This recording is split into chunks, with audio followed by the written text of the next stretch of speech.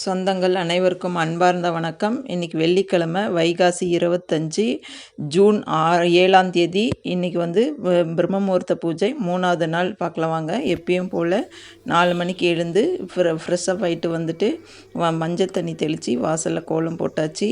நிலை வாசல்லாம் மஞ்சள் குங்குமம் வச்சு கோலம் போட்டாச்சு.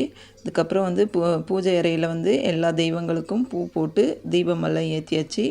இந்த பூஜை வந்து இந்த பிரம்ம முகூர்த்த நேரம் அப்படிங்கிறது ரொம்ப ரொம்ப சக்தி வாய்ந்த நேரம். இந்த நேரத்தில் வந்து நம்ம பிரபஞ்சத்துக்கிட்ட வந்து என்ன ஒரு வேண்டுதல் வச்சாலும் கண்டிப்பாக நிச்சயமாக உடனே நடக்குது. ஒரு சிலருக்கு வந்து உடனே நடக்கும், ஒரு சிலருக்கு கொஞ்சம் லேட் ஆகும். ஏன்னா நமக்குடைய கர்மாக்களை பொறுத்து தான் அந்த வேண்டுதலும் நிறைவேறும். எந்த ஒரு வழிபாடு செய்யும் போதும் நம்பிக்கையோடு செய்யணும். அந்த நம்பிக்கையே நமக்கு வெற்றியை கொடுக்கும். இது நான் பல வீடியோக்களில் சொல்லியிருக்கிறேன். இந்த மாதிரி பூஜை வீடியோக்கள் வந்து பல போட்டிருக்கிறேன். பார்க்காதவங்க அதெல்லாம் பாருங்கள். ஒவ்வொரு திதிக்கும் ஒரு தீப வழிபாடு சொல்லியிருக்கிறேன். கண்டிப்பாக அந்த தீப வழிபாடு செஞ்சதால் கண்டிப்பாக எனக்கு நல்லது நடந்தது. நான் செஞ்சு பலன் அடைஞ்சதப்போ தான் உங்களுக்கு சொல்லியிருக்கிறேன். நம்பிக்கையோடு நீங்களும் விருப்பம் இருந்தால் செய்யுங்க. இந்த வீடியோ பார்க்குறவங்க இந்த பிரம்ம முகூர்த்த பூஜையால் எனக்கு நிறைய நன்மை நடந்திருக்கு. பிரம்ம முகூர்த்தம் அப்படிங்கிறது பிரபஞ்சத்துக்கிட்ட வந்து நம்ம என்ன ஒரு வேண்டுதல் மனமுருகி கேட்டாலும் கண்டிப்பாக உடனே நடக்கும். இது மாதிரி பல மிராக்கள் எனக்கு நடந்திருக்கு. அதனால தான் இந்த பிரம்ம முகூர்த்த பூஜையை வந்து நான் தொடர்ந்து செஞ்சிட்டு வரேன். முதல்ல வந்து பிரம்ம முகூர்த்த நேரத்தில் எழுறதுக்கு கொஞ்சம் கஷ்டமாக தான் இருந்தது. 4 மணி அப்படின்னும் போது அப்போ தான் சில டைமில் தூக்கம் வரும்.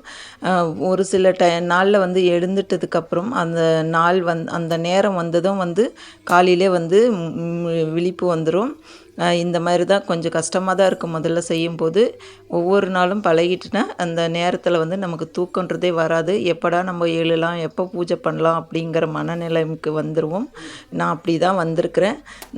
அது மட்டும் இல்லை, பெண்கள் வந்து எப்பயுமே வந்து விடிகாலையில் குறைஞ்சது 5லேருந்து 5:30 மணிக்குள்ளேயாவது எழுந்துடணும். ஏன்னா அப்போ தான் வந்து இந்த பிரபஞ்சம் வந்து நமக்கு வந்து நம்ம என்ன கேட்டாலும் கொடுக்கும் அப்படின்னு சொல்லுவாங்க. அந்த நேரத்தில் வந்து பெண்கள் நம்ம வீட்டுக்கு மகாலட்சுமி, நம்ம வந்து தூங்கிட்டு இருந்தோம் அப்படின்னா நமக்கு வீட்டுக்கு வர்ற லக்ஷ்மி வந்து ஐயோ இந்த பொண்ணு தூங்குதே என்ன அப்படின்னு சொல்லிட்டு வெளியில் போயிடுவாங்க அப்படின்னு சொல்லிட்டு பெரியவங்க சொல்லி நான் கேள்விப்பட்டிருக்கிறேன்.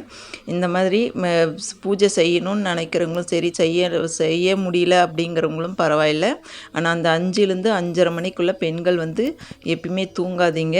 அது வந்து நம்ம வீட்டில் வந்து கஷ்டத்தை ஏற்படுத்தும். தெரிஞ்சதை உங்ககிட்ட ஷேர் பண்ணிக்கணும் ஃப்ரெண்ட்ஸ். நம்பிக்கை இருந்தால் இதை ஃபாலோ பண்ணுங்கள்.